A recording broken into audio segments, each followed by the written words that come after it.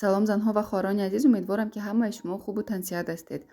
Бисёриҳо ба фикрам аллакай медонанд, дар канали мо якчанд вақт наворҳо пешниҳод карда намешуд. Ин якчанд сабабҳои худро дошт. Рости гап сабаби оне ки бениҳоят шумораи бемориҳон бисёр буданд, бениҳоят корҳои ман низ зиёд буданд, имконият набуд ки барои шумо наворҳо пешкаш кунем.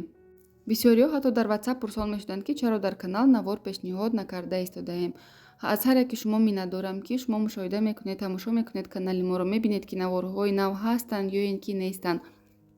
аз ҳамин рӯ кӯшиш мекунем ки аз ин рӯз иборатан ақаллан дар як ҳафта як маротиб наворҳои мо чун ҳар вақта пешкаш карда шавад ва маълумотҳои зиёд барои шумо пешниҳод карда шавад. навори имрӯзаи мо бошад оиди гормонҳои мардона баланд дар занҳо. бисёри саволҳо шудагӣ буданд оиди гормонҳо, дар бораи худи гормонҳо паст ё ин ки баланд, кадом гормонҳо барои фарбегӣ мусоидат мекунанд ва кори организмро вайрон мекунанд. Дар канали мо якчанд наворҳо аст. Силкашро дар зери ҳамин видео мегузорам. инчунин дар телеграм канали мо низ оиди гормонҳо маълумотҳо пешниҳод карда шудааст. силкаи телеграм каналро низ дар зери навор мегузорам. шумо метавонед даромада барои худ маълумоти лозимиро бигиред. навори имрӯзаро бошад шурӯъ мекунем.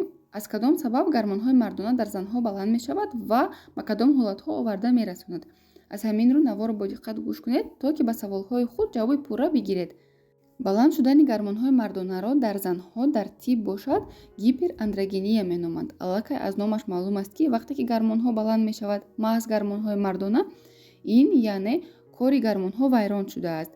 вақте ки кори гормонҳо вайрон мешавад, метавонад ки кори тамоми системаи организм дар занҳо вайрон шавад. якум сабаби баланд шудани гормонҳои мардона дар занҳо ин синдроми поликистози тухмдонҳо мебошад.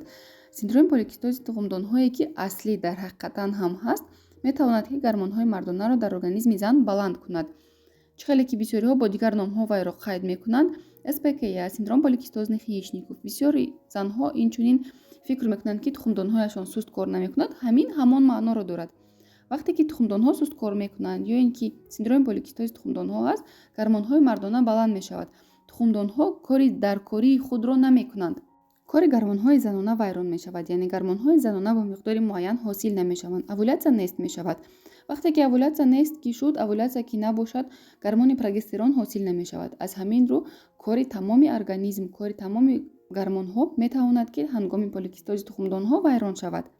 сабаби дуюм ин вайрон кор кардан ё ин ки нодуруст кор кардани ғадуди болои гурда.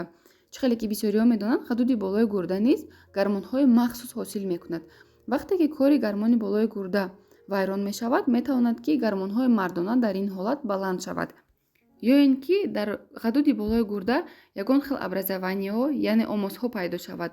он низ метавонад ки кори гормонҳоро вайрон кунад ва гормонҳои мардонаро дар организми занҳо баланд кунад. сабаби сеюм ин намудҳои гуногуни кистаи тухмдонҳо. бале, ҳаст кистаҳои душвор, яъне сложные кисты, ки метавонанд ки гормонҳои мардонаро дар организми зан баланд кунанд. чӣ қадаре ки андозаи кистаҳо, яъне ҳамон омосҳо калонтар ки шуд, гормонҳои мардона сатҳаш баландтар шудан мегирад. дар ин ҷо гап дар бораи кистаҳои обакии тухмдонҳо намеравад. ҳаст омосҳо, яъне образованияҳое ки дар тухмдонҳо пайдо мешавад. танҳо ҳамон намуд кистаҳо метавонанд ки гормонҳои мардонаро дар организми зан баланд кунанд. сабаби чорум ин баъзе намуд бемориҳои ирсӣ ва бемориҳои авлодие ки ба баланд шудани кори гормонҳо оварда мерасонад. дар ин ҳолат вақте ки аз ҳисоби бемориҳои ирсӣ ва авлодӣ гормонҳо дар организми зан баланд мешавад, табобаташ бениҳоят душвор аст. дар бисёр вақтҳо ҳатто табобат кардан онҳоро намешавад. дар дигар ҳолатҳо вақте ки гормонҳои мардона дар занҳо баланд мешавад, онҳоро табобат кардан мумкин аст. ҳангоми баланд будани гормонҳои мардона дар занҳо кадом нишонаҳо дида мешавад? якум нишона ин аз ҳад зиёд будани мӯйҳо дар бадани занҳо, яъне серпашм будани занҳо. бо забони тиб бошад, онҳоро гирсутизм меноманд. агар гормонҳо бо миқдори кам баланд бошанд, пашмҳо на он қадар зиёд аст. вале агар бо миқдори миёна ва хеле баланд, агар хеле зиёд баланд бошанд, метавонад ки пашмҳо аз ҳад зиёд бошад. пашмҳо метавонад ки дар рӯй бошад, дар даст, пойҳо, ҳатто дар шикам ва пуштҳо низ бошад. дуюм нишона ин фарбегӣ хусусан дар мавзеи шикам ва китфҳо ба монанди фарбегии мардонагӣ. бо забони тиб бошад, онро ожирение по мужскому типу меноманд. яъне миқдори чарбу, яъне ҳамон равған бисёртар дар шикам ва китфҳо зиёд мешавад. Сабаби сеюм ин аз ҳад зиёд баровардани доначаҳо дар рӯй, яъне акне. Аз сабаби оне ки ҳангоми гармони мардона дар занҳо баланд мешавад, пӯсти рӯи зан хело равғанин мешавад. Аз сабаби серавған будан бениҳоят доначаҳо бисёр мебарояд, ки табобат карданашон душвортар аст.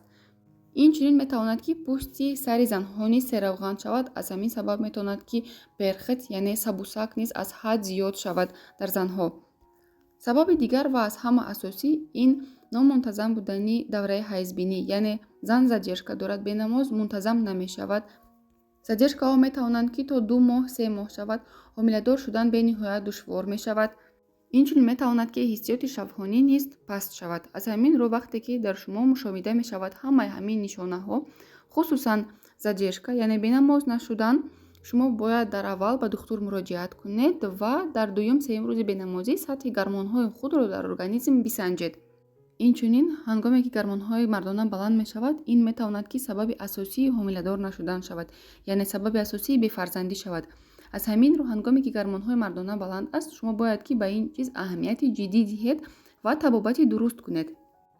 тарзи санҷиши гормонҳоро дар организм ба фикрам бисёриҳо аллакай медонанд. Барои муайян кардани сатҳи гормонҳо бояд ки зан дар дуюм сеюм рӯзи бенамозиаш ташхис гузарад, яъне анализ супорад. Баъд аз оне ки муайян карда шуд ки сатҳи гормонҳо дар организми шумо баланд аст, шумо бояд муайян кунед ки аз кадом сабаб дар организми шумо гормонҳои мардона баланд шудааст. Аз ҳисоби поликистози тухмдонҳо, ё ин ки аз ҳисоби нодуруст кор кардани тухмдонҳо, аз ҳисоби ягон хел киста, ё ин ки вайрон кор кардани ғадуди болои гурда ва ё ин ки дигар сабабҳои бемориҳои ирсӣ. Гормонҳои мардона бошад якчанд намуд мешаванд ва дар умум бошад онҳоро мегӯянд ки андрогены. Ба онҳо дохил мешавад тестостерон. Тестостерон дар навбати худ ҷудо мешавад ба тестостерон обшӣ ва свободный, яъне тестостерони умумӣ ва свободный. Инчунин мешавад дегидротестостерон ва дегидроэпиандестерон. Инчунин ҳаст дигар намуди гормонҳо. Ин вобаста ба духтури шумо мешавад ки кадом намудашро ба шумо тавсия медиҳад супоридан. Дар аввал месупоранд тестостерон ва дегидротестостерон. Агар ки дар он ҷо баланд баромад, баъд тавсия медиҳанд боз дигар намуди гормонҳои мардонагиро супоридан ва муайян кардан.